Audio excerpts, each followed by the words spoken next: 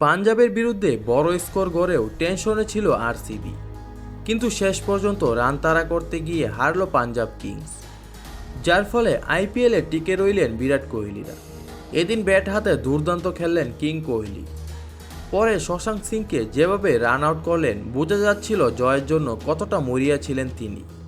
এদিন টস জিতে পাঞ্জাবে প্রথমে ফিল্ডিং করার সিদ্ধান্ত নেয়, কিন্তু শুরুতে অধিনায়ক ফাফ ডু প্লেসিকে 9 রানে ফেরালেও কোহলি ছিলেন অপ্রতিরোধ্য মেজাজে। উইল জ্যাক্স 12 রানে আউট হওয়ার পরে তার সঙ্গে জোট বাঁধেন রজত পাতিদার। তার 23 বলে 55 রানের ইনিংসে ছিল হাফ ডজন ছক্কা এবং 3টি বাউন্ডারি। ক্যামেরন গ্রিন 27 বলে 46 রান করেন এবং শেষের দিকে দীনেশ কার্তিকও 7 বলে 18 রান করে যান। কিন্তু আরসিবির ইনিংসে নায়ক বনে যান কিং কোহলি। 47 বলে 92 রান, 6টা ছক্কার পাশাপাশি 7টা বাউন্ডারি সাজানো ইনিংসটি পাঞ্জাবের বোলারদের উপর চাপ রেখে গেল, কিন্তু বাউন্ডারি লাইনে ক্যাচ দিয়ে অনুরাগীদের দুঃখিত করে 17 রানটি মাঠে রেখে এলেন তিনি।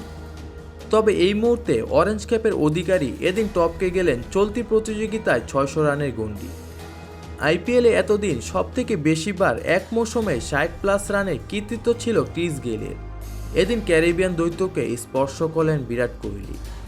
সবচেয়ে বড় কথা, এদিন রান পেলেও তার স্ট্রাইক রেট নিয়ে কথা উঠেছিল, কিন্তু এদিন 196 স্ট্রাইক রেটে খেলা ইনিংসটি সব সমালোচনার ঊর্ধ্বে।